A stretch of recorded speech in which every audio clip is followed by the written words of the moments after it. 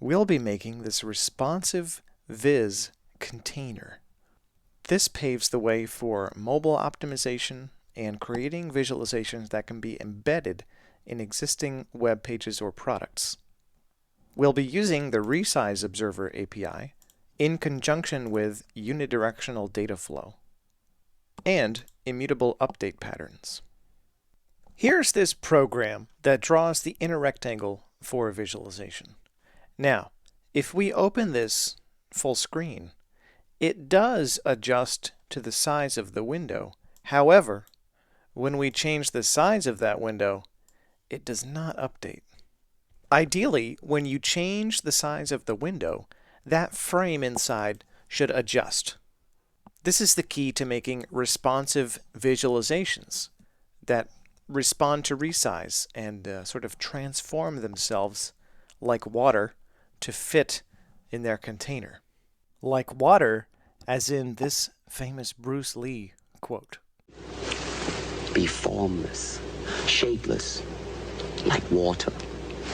Now you put water into a cup, it becomes the cup. You put water into a bottle, it becomes the bottle. You put it in a teapot, it becomes the teapot. Now water can flow or it can crash. Be water, my friend. So our Viz, if you load it on an iPhone, it becomes the iPhone. If you load it on a tablet, it becomes the tablet. It must be like water. I'll start by forking this Viz, and I'll call it Responsive Viz Container. And then I'll set up my environment so that this full screen version of the Viz is on the right side and the editor is on the left side. That way I can test out the resizing, and I can also have the dev tools over here in this window. With responsive visualizations, there are, again, a number of ways we could approach this. The question in my mind that comes first is, where do we listen for the resize changes? We could listen for changes on the entire window, but I want to develop these visualizations in such a way that they could be embedded in other web pages. So ideally, we would take the size of the container div and rerun our code every time that size changes. That way it could be embedded in larger layouts and maybe grids, and it would still work. I'm thinking we can leverage the Resize Observer API. This reports changes to the dimensions of an element's content or box. So what I'd like to do is set up a Resize Observer on the container element. And let's see what the AI thinks of that. Okay, it's generating some stuff.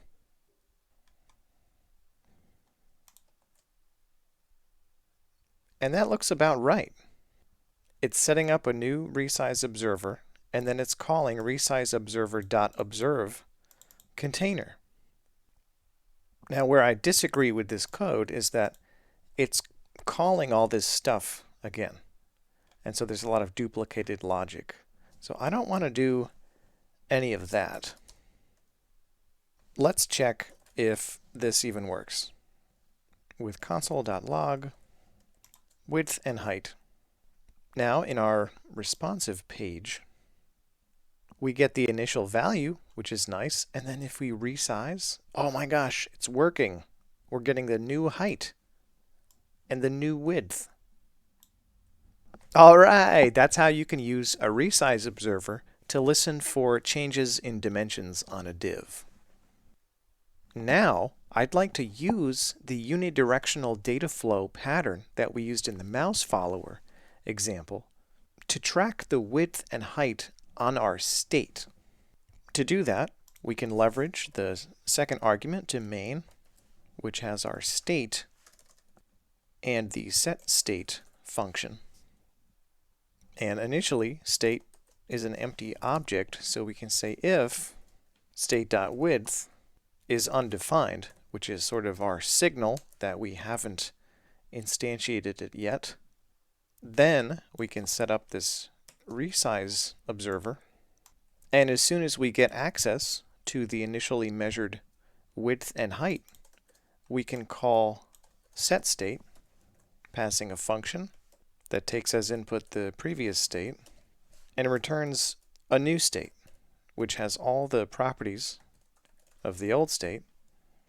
And there aren't any right now, but I just want to follow this immutable update pattern as a best practice in case we add more stuff to the state later. We don't want to break it. And then we add the new properties, width and height. And since the code down below is going to depend on state.width and state.height, I'm going to return in the case that it's not defined. And then instead of getting width and height from container.clientWidth and clientHeight, we can destructure it here from the state. And everything downstream from here uses width and height, so it should all just flow through. Let's see if that worked. I'll refresh this page and then change the size of it, and look at that. It works. We can resize it and it updates. All right, that's how you can use Resize Observer and immutable update patterns and unidirectional data flow to implement a responsive container for data visualizations. To recap, we modified our main function to take advantage of this second argument, which is an object that contains the state, which initially is an empty object, and then a function called setState. If our state is not initialized, which we check by checking if state.width is undefined, then we set up a Resize Observer on this container div by saying Resize Observer is a new Resize Observer that gets called when these things resize, and then entries at index 0 is going to be our container, and then we get the content rect of that. And you know, it occurs to me that we could well simplify this and say, you know, container.contentRect. Oh, that doesn't quite work. Okay, it's not actually a div, I guess. Yo, what are those entry objects? Aha! It is a Resize Observer entry. Okay, so it's a thing that is specific to Resize Observers, and we can access content rect. Alright, fair enough. Alright, that's what these entries are, and we access content rect, we destructure width and height, and then we call setState with a function that takes as input the previous state and returns the new state, which has all the properties on the previous state. And there are none at this point, but I'm just doing it this way as a best practice in case we add more. And then we attach the width and height to our new state. And then to kick off the listening, we call Resize Observer.observe container. This is what links up our instance of Resize Observer to our specific div that we want to measure. And then we return, because this code down here depends on width being defined. So when this setState gets called, main runs again with a new version of this state that has width and height defined on it. Scratch that. And that's all right, because when we call setState, main gets invoked again with a new version of the state that does have width and height defined. So we can destructure those here. So in all this downstream code, like setting the size of the SVG and then passing width and height into our Viz function, it gets the new width and height that is measured by the Resize Observer. That's how you can create a responsive Viz container. In my mind, this is sort of a foundational or fundamental step in developing data visualizations, because it paves the way for things like mobile optimization. You know, in the Chrome DevTools, you can even simulate different types of phones to see how your Viz will react on these different devices like iPads and Samsung Galaxy phones.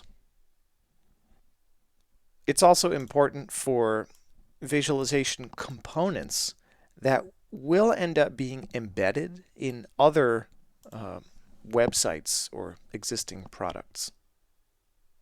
And here's a challenge for you. Make one of your visualizations responsive using this pattern.